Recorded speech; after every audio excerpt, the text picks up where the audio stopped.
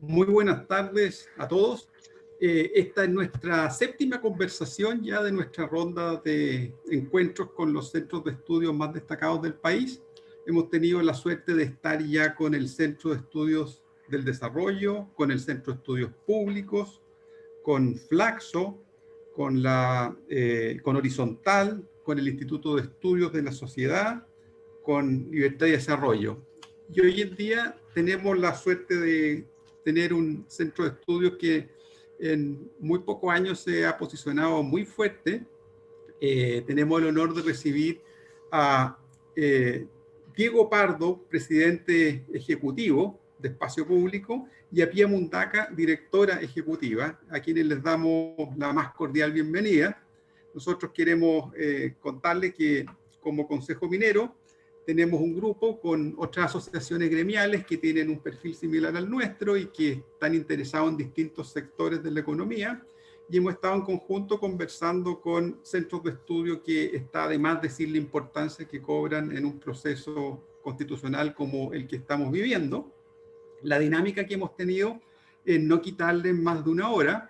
Nosotros partimos con una breve introducción como Consejo Minero, después la idea es que en unos 5 minutos ustedes nos cuenten las características del centro de ustedes, qué actividades están desarrollando, para después tener una presentación, no sé, de unos 25 minutos, puede ser más, en que ustedes nos cuenten qué trabajo están desarrollando con miras al proceso constituyente, si tienen algunas ideas, si tienen algunas propuestas, fantástico, y la idea es que después terminemos con unos 20 minutos para poder preguntarles, para poder hacer comentarios. Nosotros, como yo les decía, también estamos activos como gremios en el tema constitucional. Nosotros estamos generando también contenido, en su momento vamos a hacer propuestas. Estamos teniendo contacto con distintos actores, desde ya este tipo de reuniones es una manifestación de aquello. También nosotros estamos en procesos de alianza con otros actores.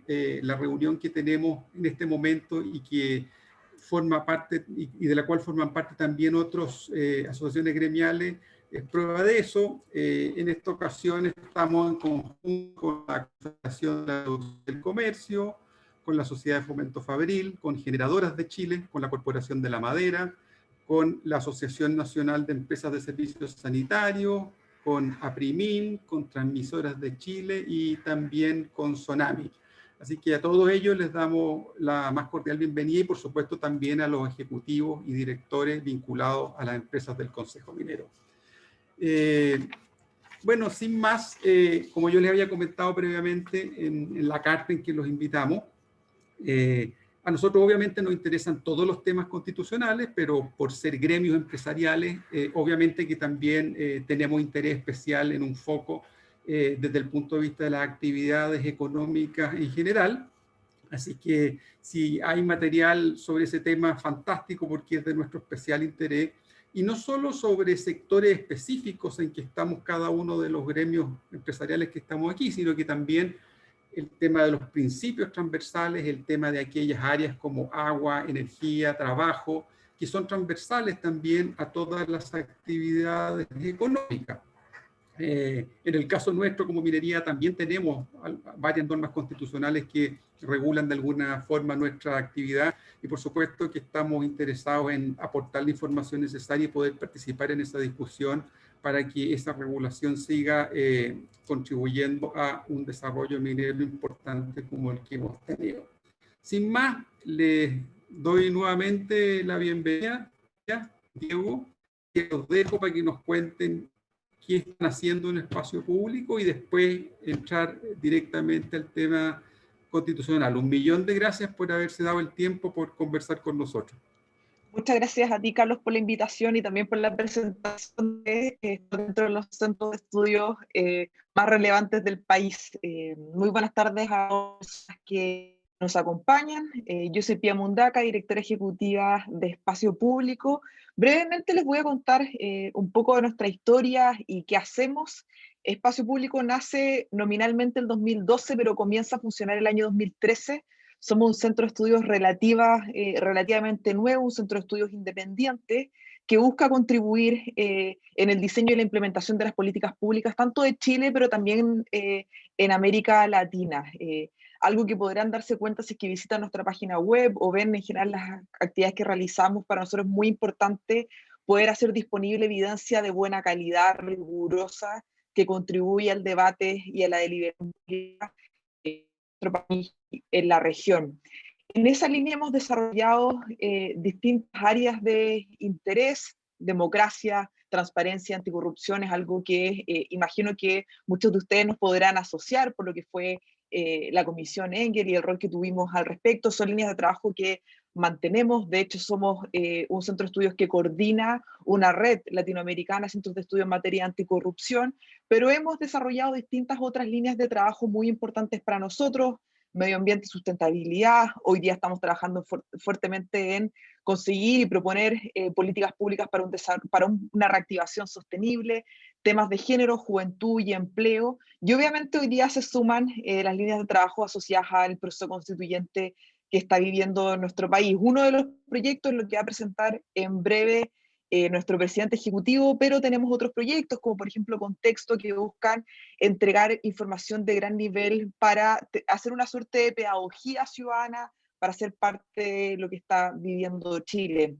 En temas de gobernanza, Espacio Público tiene una asamblea de directores y directoras, una especie como de asamblea de socios de nuestro centro de estudio, una asamblea 100% paritaria conformada por 36 personas, todas ellas bastante connotadas, con trayectorias renombradas en distintas áreas de conocimiento, quienes contribuyen en los proyectos que desarrollamos, además de un equipo ejecutivo en el cual estoy yo y Diego también, que trabajamos en todas las labores diarias del centro de estudio. Así que eso es como en líneas generales un poco lo que hacemos, la manera en la que trabajamos. Y le dejo la palabra a Diego para que pueda ir presentando los temas que nos convocan hoy día. Hola, ¿qué tal? ¿Cómo están?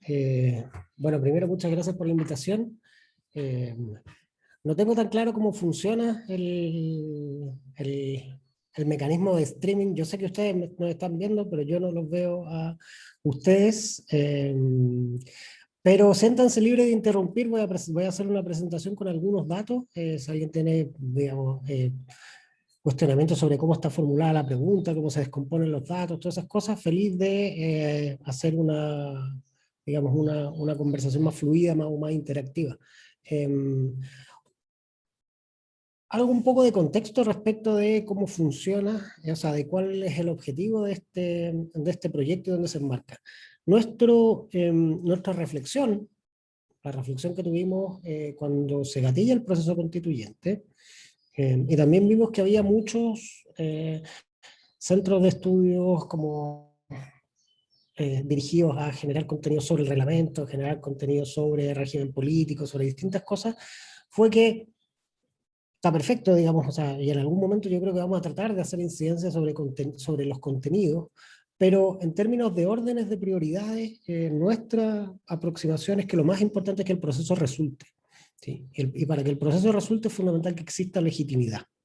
Y desde esa perspectiva nuestros primeros esfuerzos están destinados ahí, y los dos proyectos que ya están andando no tienen que ver con contenido, sino que tienen que ver con tratar de que el proceso funcione con independencia de su contenido. Y el primero de ellos fue Contexto, donde somos parte de digamos, un conjunto de otras organizaciones que hace dos cosas.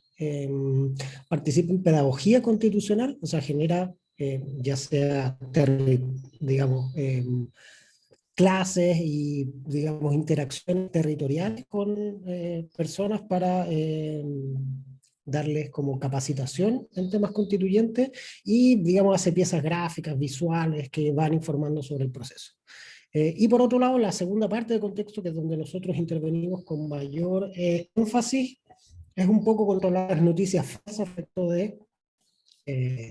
respecto del proceso, y ahí tenemos una plataforma que se llama Contexto Factual, que lo que hace es chequear la veracidad de ciertos las afirmaciones que hacen ciertos actores clave, porque entendemos que en un escenario polarizado y donde las redes sociales son tan importantes, el control de las noticias falsas es importante, y digamos, por eso pedagogía constitucional fue lo primero a lo que nos abocamos.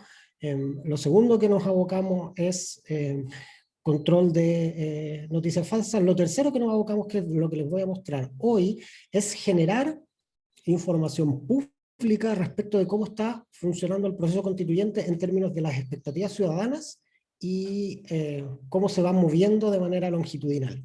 Para eso, primero lo que uno que tenía que hacer era sentar una línea de base. Esta es una encuesta que vamos a hacer entregas periódicas. Básicamente vamos a hacer las mismas preguntas al mismo grupo de personas, tenemos de alguna manera un panel longitudinal al cual le vamos a hacer las mismas preguntas durante mucho tiempo y vamos a mirar las diferencias, como, digamos, cómo están las expectativas de las personas en términos de cuál es la sensación dominante, domina el miedo, domina la esperanza, cuál es su percepción respecto a la transparencia, están conformes, no están conformes, qué tan informados están en el proceso, de tal manera de ir generando alertas tempranas para que los tomadores de decisiones puedan corregir el rumbo, ¿sí? Entonces, lo que les voy a presentar ahora se enmarca dentro de nuestro esfuerzo inicial por tratar de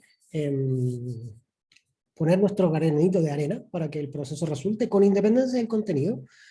Yo creo que más adelante efectivamente vamos a hacer esfuerzos por generar,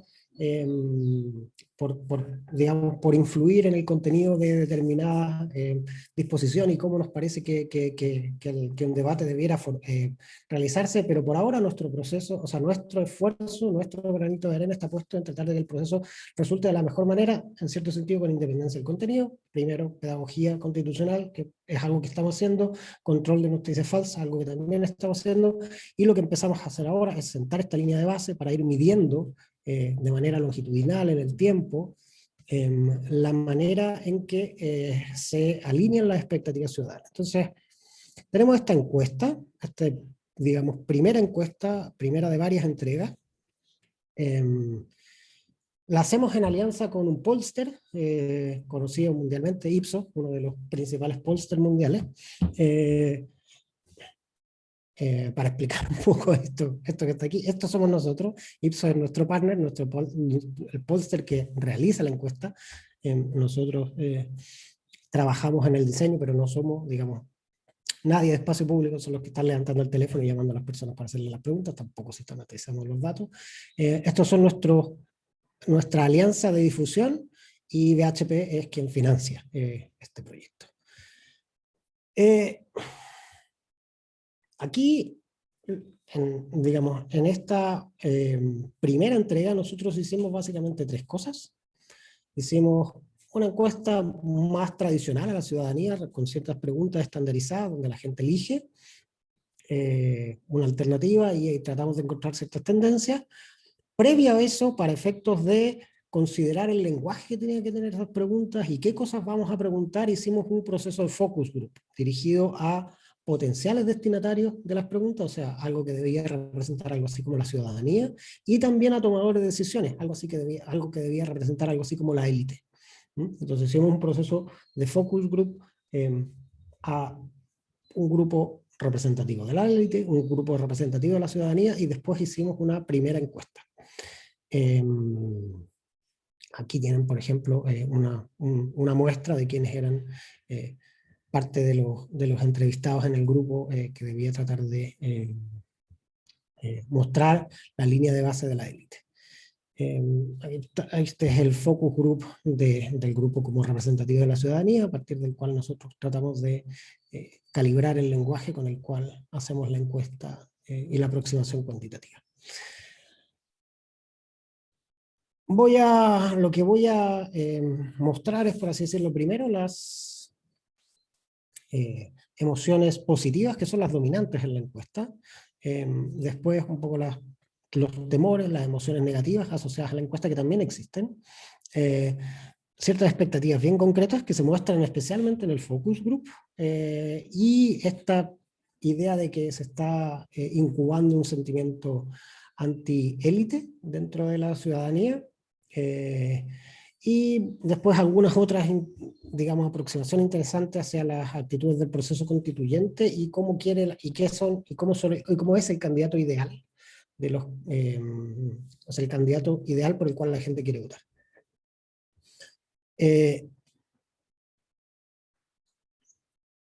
Esto de alguna manera es un par de frases elegidas del momento del focus group que sintetizan de alguna manera la aproximación de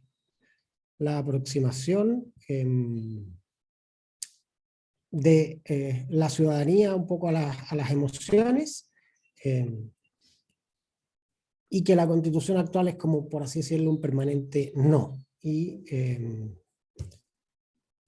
nos movimos. En cuanto a las emociones que genera el proceso constituyente, como les decía, las emociones que genera son esenciales, o sea, son principalmente positivas. Lo que vemos aquí en este gráfico, bueno, en morado está los votantes que votaron apruebo, o sea, los que se autodefinen como votantes apruebo, en naranjo los que se autodefinen como votantes rechazo, en azul los que no, o sea, señalan no haber votado durante el plebiscito, y la barra blanca sería la tendencia central. Si miran las barras blancas, que es lo que ordena de, digamos, mayor a menor las emociones, la esperanza y la alegría son las que dominan, al menos en términos de tendencia central. Ahora, lógicamente, la esperanza y la alegría son dominantes en el apruebo y no tan dominantes en el rechazo. También son dominantes o algo así en el, de alguna manera ocupan el segundo lugar dentro de los que no votaron, ¿sí? Después, desconfianza, lógicamente, es lo que de alguna manera la idea de desconfianza y incertidumbre es la tendencia central de quienes no votaron. Y miedo y confusión, y estas que están acá son las principales dentro del rechazo, ¿sí? O sea, lo que uno puede ver es que hay cierta segmentación en las emociones, dominan las emociones positivas, y en cierto sentido dominan las emociones positivas porque la gente con una aproximación positiva es más, lo cual habla de, digamos, es atendible pensando en, digamos, en un plebiscito que fue 80-20, donde la prueba era mucho más numeroso que el rechazo y que la abstención o que las personas que no fueron a votar. Otro aspecto a destacar es que la indiferencia es muy baja, ¿sí? Solo es mayor dentro de los que efectivamente no votaron, lo cual también es consistente con su trayectoria de abstención. Aquí vemos un poco como cuál es lo que domina, o sea, cómo uno podría un poco caracterizar estos grupos. El miedo, la confusión, la desconfianza, la indiferencia, la incertidumbre son más prevalentes entre ciertamente los que no votaron, y una población relativamente más vieja. La incertidumbre es algo que domina sobre todo en personas que se autodefinen como personas de derecha, y más bien del sector relativamente más rico en nuestra muestra, ¿sí? Como nuestra muestra es cercana a las 1000 personas, es muy difícil segmentar AB. El segmento AB es muy difícil de conseguir después de hacer tantos cruces como los que tenemos aquí, ¿sí? Entonces, si se fijan, tenemos C1, aquí, C1, C2, C3, no está AB, y bueno, y D. Y la razón por la cual no está AB, es porque son muy pocos, y en una muestra de 1000 personas es muy difícil representarlos cuando uno empieza a segmentar mucho los datos. Entonces, aquí hay C1, pero en verdad este C1 lo tiene que interpretar como las personas más ricas dentro de la muestra. La alegría y esperanza ciertamente digamos, son prevalentes entre las personas que votaron a prueba, se sitúan a la izquierda y son relativamente más jóvenes que las otras personas. Esa es un poco como uno puede mapear las distintas interacciones de los datos. Respecto de los temores, aquí hay, por así decirlo, dos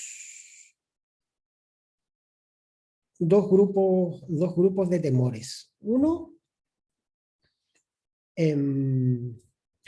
la idea de farandulización, de populismo, de que la Constitución sea redactada por gente que no tiene la capacidad técnica y por lo tanto termine de alguna manera en un fracaso por ese lado.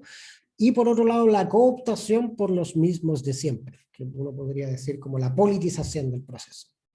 De nuevo, en el sentimiento antiélite que vamos a ver después, la idea de politización es algo negativo. Para un politólogo, digamos, la politización es un proceso lo más normal que hay. En este sentimiento antiélite, la politización es algo negativo.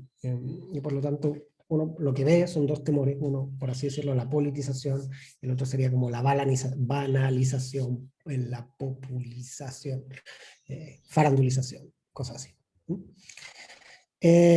Bueno, aquí tenemos varios, esto se lo vamos a dejar, pero aquí hay varias frases de los focus group que recogen un poco este clivaje. Respecto de las expectativas, aquí hay un resultado también de nuestro focus group que es interesante, que es en los niveles socioeconómicos, en ambos, independiente del nivel socioeconómico, hay una expectativa hacia mayores derechos sociales. Pero en niveles socioeconómicos altos eso se vincula más a mecanismos de funcionamiento del sistema. En niveles socioeconómicos bajos las expectativas son mucho más tangibles. Se refieren a prestaciones determinadas. En un caso mecanismo, en el otro prestaciones.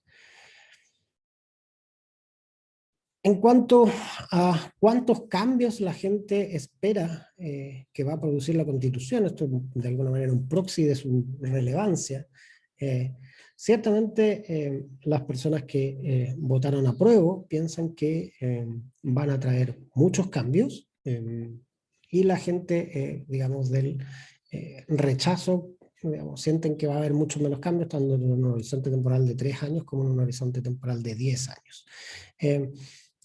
Que el mayor, digamos que la barra naranja sea consistentemente, de alguna manera, más chica, o sea, sea la barra más chica, que la morada, genera algo curioso, ¿sí? Porque la gente que no votó, pese a que tenían esta idea como de indiferencia con el proceso, y las personas que votaron rechazo, que digamos más bien mostraban miedo a que el proceso resulte mal, a que el proceso signifique un retroceso, son, por así decirlo, muestran un poco lo que Hirtman, este historiador de la economía, llama como la falacia conservadora. Un proceso no puede ser simultáneamente riesgoso e inútil. Digamos, las cosas o pueden ser riesgosas, entonces digamos, pueden generar un retroceso, o son útiles y entonces no sirven para nada. Pero en este caso vemos como un ejemplo a mi modo de ver bien ilustrativo de esta falacia conservadora de pensar que las cosas pueden ser riesgosas e inútiles al mismo tiempo, lo cual no es lógicamente posible. Después tenemos esta idea del sentimiento antiélite, surge con harta fuerza en el focus group de la ciudadanía. Y lo que hay detrás de y aquí digamos tenemos varias frases que después pueden revisar en la presentación, esta idea de que al final del día la politización, o sea, la política es algo que mira de alguna manera sus propios intereses y entonces mantiene las cosas como están, y que para traer cambios hay que mirar las cosas desde fuera de la política, y por lo tanto como la realidad actual es poco satisfactoria, genera frustración, entonces, y la política es incapaz de traer cambios, hay que, digamos, reemplazar la política por otra cosa. Esa es un poco la estructura del sentimiento antiélite. Eso tiene un montón de problemas que si quieren lo conversamos después, básicamente como la moralización de la política, que eso es algo de alguna manera donde se incuba el populismo en otra parte, o sea, es parte de lo que se ve detrás de fenómenos de populismo. Y finalmente, esto, digamos, aquí me quiero detener en un par de resultados.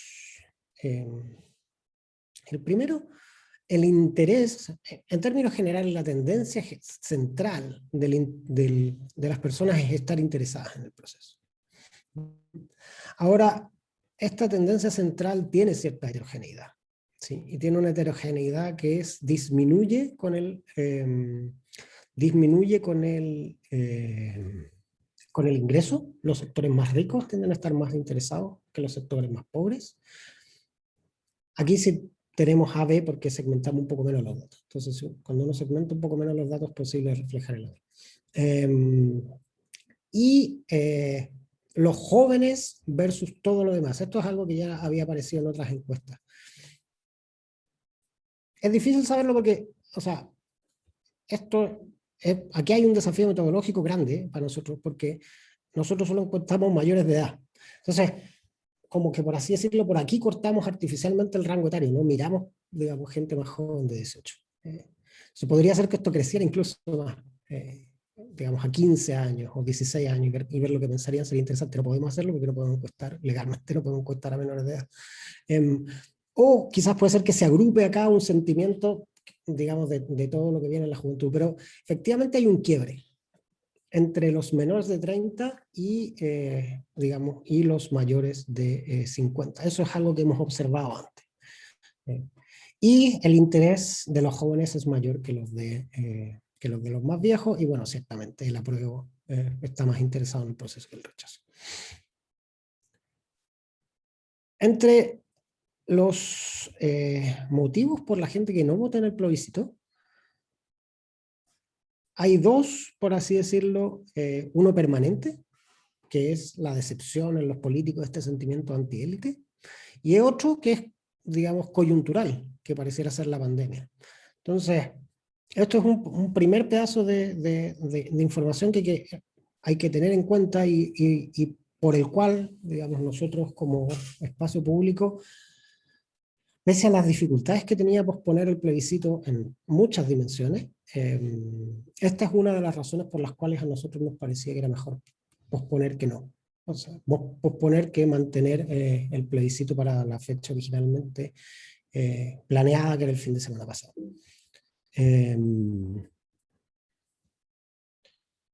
Esto es un poco más sobre lo mismo. Quiero ir rápidamente a, antes de, digamos, el nivel de información, porque ya, digamos, quiero dejar también tiempo para que conversemos. Este es un resultado bien interesante que a mí me gustaría, o sea, terminar con esto para no seguir extendiéndome y dejar tiempo para la conversación, pero sí es algo que me gustaría conversar. Las personas se manifiestan en un 86% dispuestas a votar, eso es mucho. Obviamente, no todas las personas que dicen aquí que van a votar después van a votar, eso no pasa en ninguna encuesta. Pero nosotros hicimos esta misma pregunta en una encuesta de noviembre del año pasado, un poquito antes del plebiscito. Y el número era, este número igual, o sea, digamos, la misma representación era 78%, no, 74%. O sea, creció 12 puntos en un par de meses.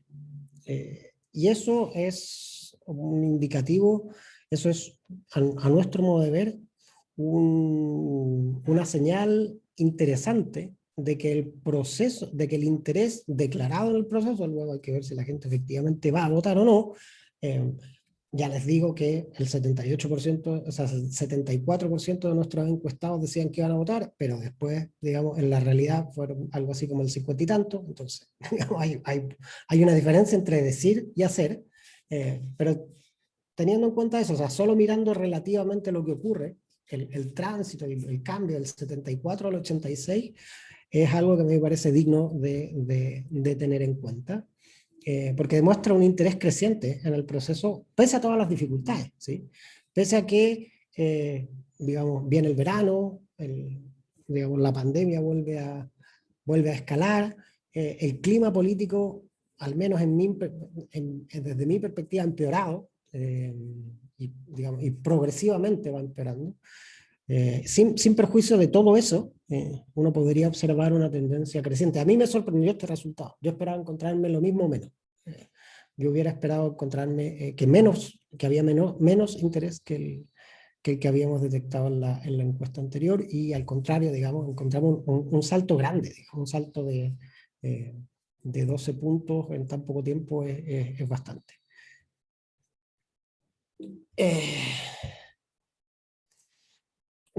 Entonces, bueno, y después tenemos los atributos deseables para los convencionales. Esto también es algo que hemos preguntado antes, y destaca el perfil técnico, las habilidades blandas, la capacidad de lograr acuerdos. Esos son el tipo de cosas que persigue la gente. Como les decía, esta es una línea de base.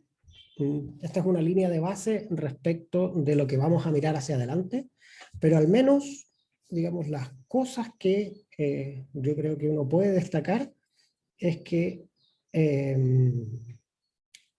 hay un interés creciente en participar en el proceso, un interés alto y creciente por participar en el proceso. Ese interés tiene cierta heterogeneidad, crece con el ingreso, decrece con la edad, pero es alto, digamos, across the board, es alto, y creciente también, en los distintos segmentos también es creciente. Y las sensaciones dominantes siguen siendo la esperanza, el optimismo en general, pero, digamos, a nivel de sensaciones, en las sensaciones uno sí encuentra una segmentación mucho más clara según el tipo de voto, ya sea por la identificación, izquierda-derecha, o por lo que votaron en el plebiscito apruebo o rechazo. Hay una percepción mucho más negativa del proceso respecto en las personas que votaron rechazo, una percepción mucho más positiva del proceso en las personas que votaron apruebo. Eso muy a grandes rasgos es un poco los resultados de nuestra primera encuesta. No sé si... Muy interesante, Diego. Muchas gracias por compartir esos resultados. Hay varias cosas que uno podría comentar. Les recuerdo a los que nos están siguiendo que en la sección preguntas y respuestas nos pueden indicar qué les gustaría comentar. Una primera pregunta, Diego, es la siguiente. Yo sé que a lo mejor se puede deducir de algunas respuestas, pero no hay ninguna que sea directa. Entonces, por eso te preguntaba la apreciación que hicieron ustedes en el sentido de... ¿les parece a ustedes que la expectativa que tenía la gente era coherente con lo que nosotros sabemos que realmente puede lograr una constitución? Lo digo porque hay gente que dice, oye, mira, a lo mejor las expectativas se están poniendo todas en una constitución porque es lo que tenemos más a la mano, pero que claramente esa constitución no va a ser capaz de satisfacer una serie de expectativas que la gente pone en la constitución, pero a lo mejor no es la constitución el instrumento para solucionar esos problemas. ¿Qué percepción tienen ustedes de ese punto? Por el entusiasmo también que es muy manifiesto en las respuestas, digamos. Sí, es difícil. O sea, es una pregunta que es difícil de... O sea, no tenemos como una pregunta específica sobre cuyos resultados comentar. Pero sí creo que hay que tener en cuenta, y pasé una, digamos, diapositiva un poco rápida, pero la información en el proceso es mala. La autoevaluación de la información en el proceso por parte de los encuestados ellos la consideran mala. ¿Sí? O sea, ellos consideran que están relativamente poco informados, esa es la tendencia central, están relativamente poco informados del proceso. Eso me hace pensar a mí que sus expectativas del proceso son expectativas relativamente poco informadas.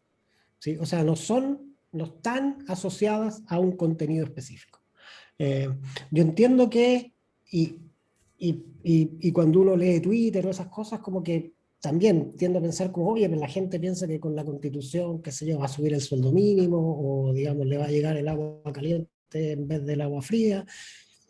Mi impresión es que, al menos, viendo esta encuesta, bueno, hay que ver más encuestas, hay que ver otras cosas, especialmente si uno no tiene un pedazo de información específicamente diseñado para satisfacer esa inquietud. Pero mi impresión es que las expectativas son unas expectativas sin mucha información dentro. Y por lo tanto tiendo a pensar que son poco concretas y que por lo tanto van a depender más bien de, no sé cómo ponerlo, pero como del ánimo que genere el proceso, más que el output que genera la convención. Creo que el proceso va a ser igual o más importante que el output. Gracias, Diego. Nos ¿Puedo comentar Ya, sí, algo muy, ya perdón, quería decir algo. muy pequeño? Que si bien, solo para complementar lo que señalaba Diego, si bien la encuesta no tiene una pregunta explícita sobre las expectativas, en los focus groups sí fue un tema tratado, y ahí las expectativas están muy asociadas con el concepto de dignidad. Ese es el concepto que termina siendo más recurrente y esencial para reconocer las expectativas que las personas declaran sobre el proceso constituyente, y a diferencia de otras evaluaciones que hemos hecho cuantitativas sobre percepción de, o sea, sobre asociación con la idea de dignidad, en esta ocasión los focus group conceptualizan dignidad con un acceso igual de servicios finalmente. Como la experiencia ciudadana que tengo cuando accedo a distintos servicios públicos y privados donde podamos hacernos iguales finalmente, y que hayan reformas que vayan en la línea de educación, salud, pensiones, que son temas muy recurrentes, que en todas las encuestas los pueden ver, y que tengan obviamente el punto neurálgico de la dignidad para complementar lo de las expectativas.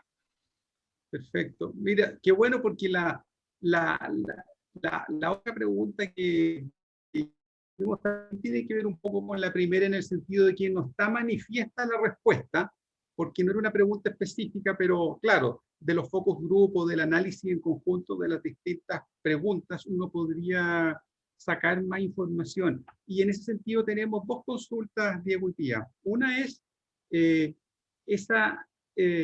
rechazo o insatisfacción contra la élite, si podrían profundizarlo un poquito más, está dividida por el tema económico, élite político, un poquito más de detalle sobre eso y tal vez cuál es la causa de la molestia específica. Y la otra es sobre la legitimidad del proceso constituyente. Si ustedes percibieron de la respuesta ciertos factores que pudieran hacer que finalmente la gente deslegitimara el resultado que obtuviéramos después de un año, si es que logramos hacerlo dentro de un año, digamos, pero claro, se han oído algunos sectores que dicen, oye, mira, si no nos satisfacen estos cambios, nosotros no vamos a reconocer este proceso, ¿me entendí? Entonces, algo de eso salió, sea en los focos, sea en el análisis de las respuestas. ¿Querés que invirtamos el orden, Pía? Ya, ningún problema. Nosotros no profundizamos en élite económica, pero sí, y voy a intentar ir complementando los datos quali con los quanti. En los focus hubo una frase que a todos nos marcó mucho, de una persona que decía, esto no es entre izquierda y derecha, esto es entre nosotros y ellos.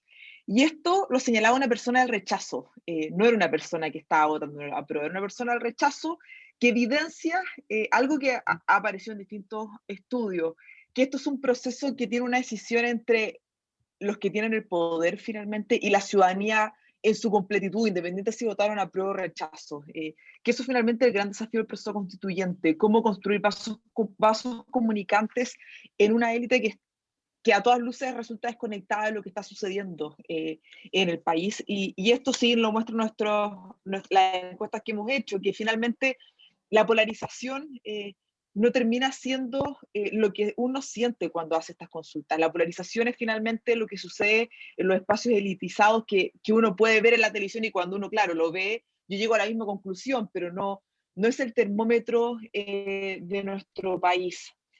Sobre la expectativa, Diego lo dijo inicialmente, yo creo que el resultado es fundamental, pero el camino es muy importante y no se puede leer de forma menos relevante que cuál va a ser el resultado de nuestra Constitución. Y la manera en la que la ciudadanía logre vincularse al proceso y a lo que se está discutiendo ahí. Si terminamos teniendo un resultado maravilloso, pero que no hay vínculo ciudadano, que no se entiende, que no hay apego, yo creo que el por qué nos embarcamos en el proceso puede ser muy complejo.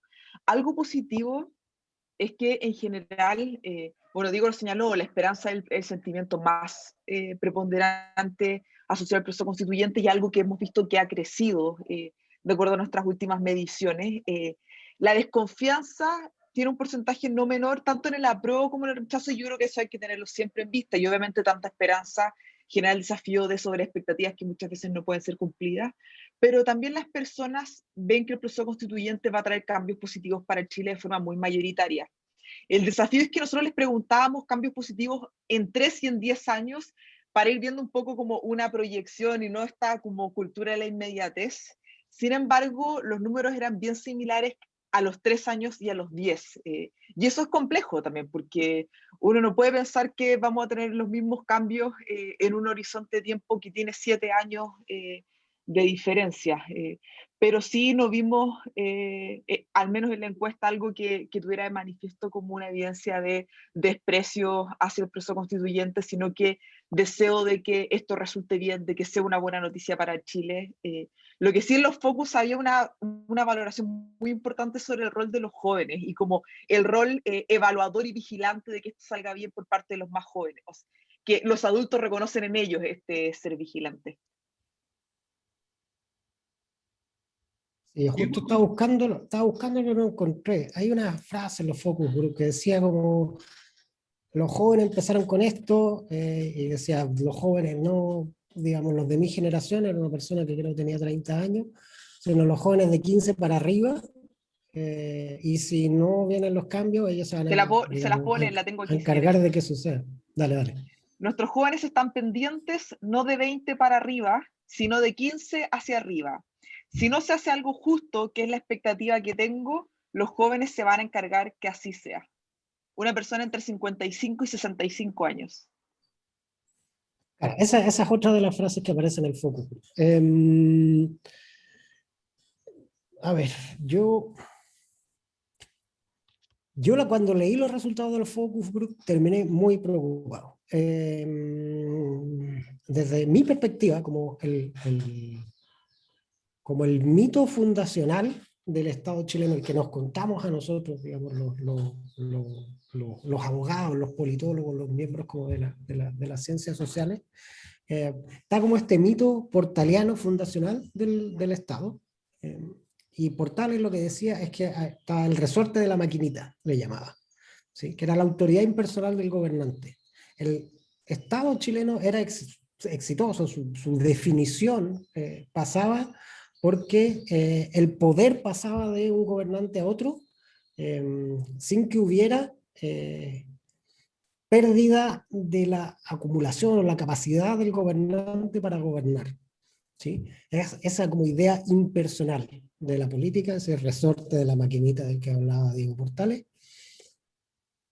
La moralización de la política, la humanización de la política, estas respuestas del focus group son precisamente lo contrario, es identificar, digamos, en vez de haber una autoridad impersonal, la cual puede ejercer poder, hay una moralización del poder. Entonces, si hace lo correcto, le hago caso.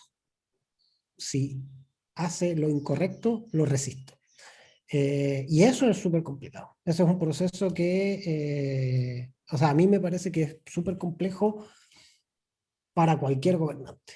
Porque, digamos, mi abuela, mi abuela era galesa, vivió miles de años en Chile, o sea, casi toda su vida, llegó 15 años en Chile, pero siempre habló con un acento muy particular.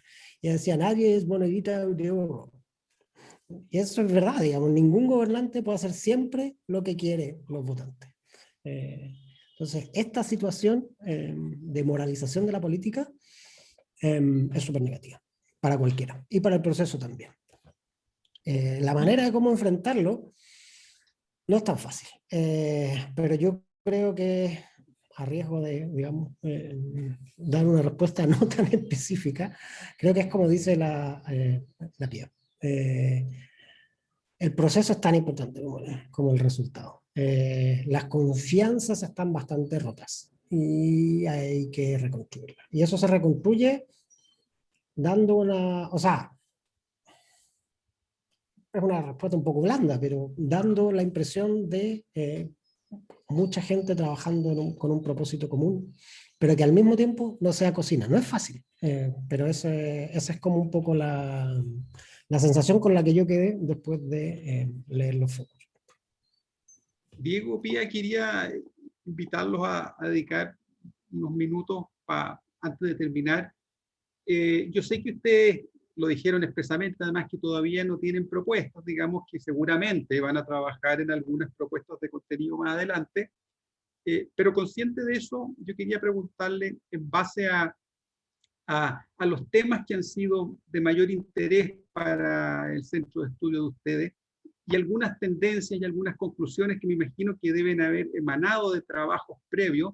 ¿Ustedes vislumbran, visualizan temas de especial interés en las propuestas que puedan hacer ustedes o de frentón algunas ideas o que irían en alguna dirección específica en algunos temas? Sí, pero a ver, primero solo para reforzar, ¿por qué no tenemos tantos procesos? Porque precisamente lo que estábamos hablando ahora, esta idea de que si el proceso funciona, lo apoyo, si, o sea, si funciona como yo quiero, lo apoyo, si no funciona como no quiero, lo resisto. Precisamente lo que nosotros estamos tratando de instalar como primera, para predicar con el ejemplo, es que lo importante es el proceso independiente de que no todos los artículos de la Constitución satisfagan de alguna manera, la mediana de mi distribución política.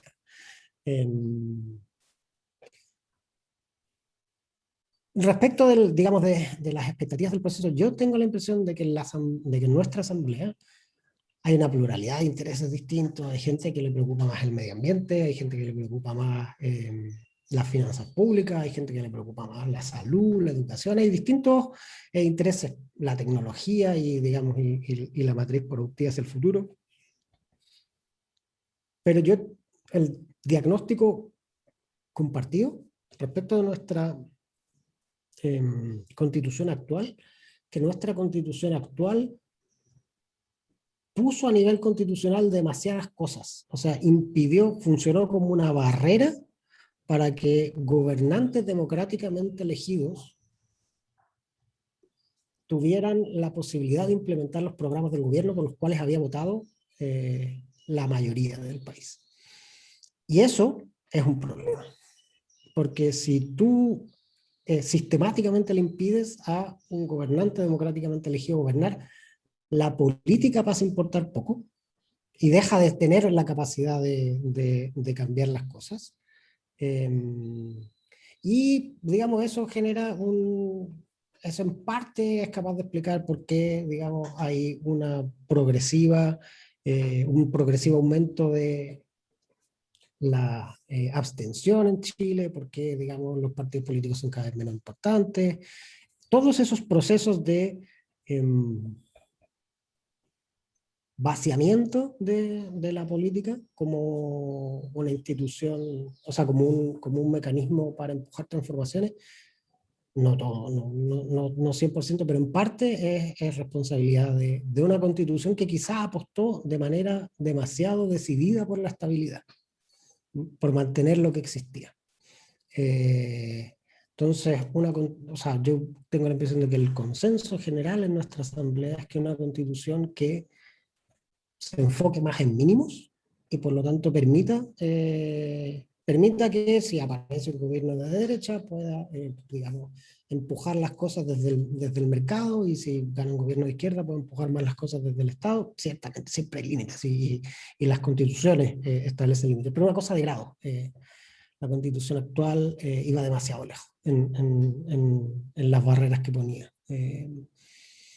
Y por lo tanto hay que encontrar una ecuación más parecida a las constituciones de otras partes del mundo, donde determinadas políticas públicas no son inconstitucionales, sino que un gobierno las implementa, las hace, si le va bien, sigue gobernando, si le va mal, seguramente resultará electo su rival político.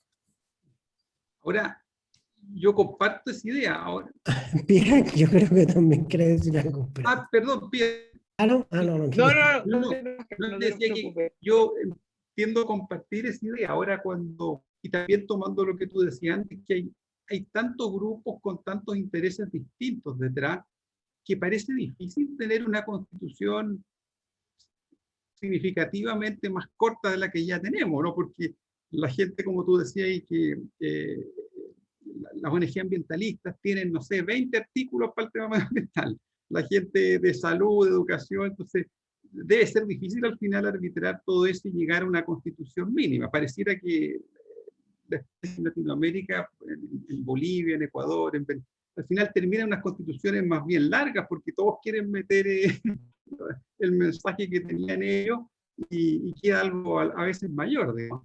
Que es un desafío sin duda de eso, pero claro, lo lógico sería algo más breve, de principios, de normas básicas. Eso es una constitución, por lo demás. Yo creo que como buena noticia al respecto, entendiendo obviamente que hay un tiempo donde cada grupo quiere poner los temas que siempre ha deseado, y yo creo que es parte del momento político que estamos viviendo. Nosotros hicimos una encuesta previa al plebiscito del año pasado para ir viendo perfiles constituyentes, que yo creo que hay un riesgo, que Diego lo señaló, yo soy cientista política y a mí me pone muy nervioso ese tema, la verdad. Pero las personas valoran en los constituyentes, como la ciudadanía, en la encuesta que nosotros veíamos, que fueran personas con habilidades de diálogo, pero a la vez que fueran personas que tuvieran una postura clara.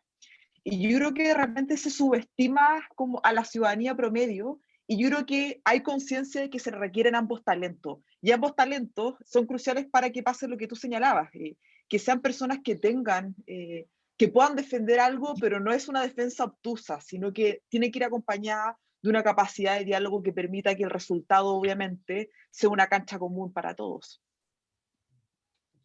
Y, digamos, solo para... Si esto fuera un juego, podríamos terminar, un modelo de teoría de juegos, podríamos terminar con todos los intereses juntos en una bolsa, o con intereses cancelándose el uno al otro y terminando con una cosa más chica. Yo tengo la misma impresión que Pía en cuanto a que las habilidades blandas que privilegian las dos respecto de los clientes es su capacidad de diálogo, su capacidad de llegar a acuerdos, y por lo tanto eso me habla al menos de que hay una expectativa de que va a haber en esta negociación una tendencia hacia por llamarlo así, el equilibrio de separación y no el de agrupamiento. Pero también creo que uno tiene como que enjuiciar los procesos también cuando enjuicia como el cómo están yendo los procesos, teniendo en cuenta en qué momento estamos. Nosotros en este momento estamos en un momento de campaña electoral. Y las campañas electorales se caracterizan especialmente en audiencias segmentadas como las que vivimos en este mundo globalizado, porque la gente trata de marcar diferencias. ¿Sí? Los candidatos están todos tratando de marcar diferencias. Yo soy el candidato de este nicho, soy el candidato de este nicho. Porque, en fin, con la cifra repartidora, listas muy grandes, básicamente tú consigues ser electo si consigues capturar un nicho, que ese nicho vote por ti y se sume al voto de otro nicho de tu persona complementaria en la lista. El sistema electoral está hecho para que durante la campaña salgan muchas voces con intereses particulares. Pero eso no quiere decir que una vez electos, creo que, de hecho, una vez electos, el incentivo es precisamente el contrario.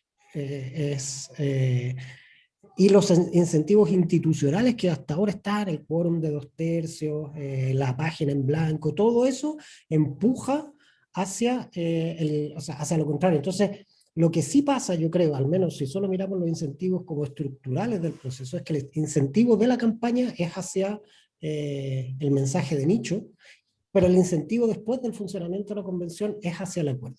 Entonces, yo creo que estoy de acuerdo contigo, comparto esa visión, pero hay que, de alguna manera, tomar eso con la prevención de que estamos en campaña. Y que, para peor, la campaña se extendió. Entonces, no solo, digamos, tenemos un proceso de campaña, va a tener dos. Con lo cual, el discurso de nicho se va a dar por duplicado. Ahora y en la siguiente campaña. Diego Pía, ha sido súper interesante la conversación, súper ilustradora las cifras que nos mostraron. Veámonos más adelante, ojalá que siga el trabajo, si definitivamente sacan propuestas, nos interesaría que nos contaran para tener una reunión como esta más adelante. Nosotros también cuando tengamos algo se los vamos a mandar, invítenos a su evento, a mí me llegan participo en algunos, están muy activos con cosas muy interesantes, así que la idea es que sigamos en contacto y quería agradecerles mucho haberse dado este tiempo para conversar con nosotros. Agradecerles también a todos los que se conectaron hoy día y recordarles que nuestra próxima conversación es hoy día a las 5 con la Fundación para el Progreso. Así que Diego, Pía, muchas gracias, que estén muy bien, cuídense y a todos también en sus casas, que estén muy bien, cuídense. Adiós. Chao, gracias, que estén bien. Adiós, gracias.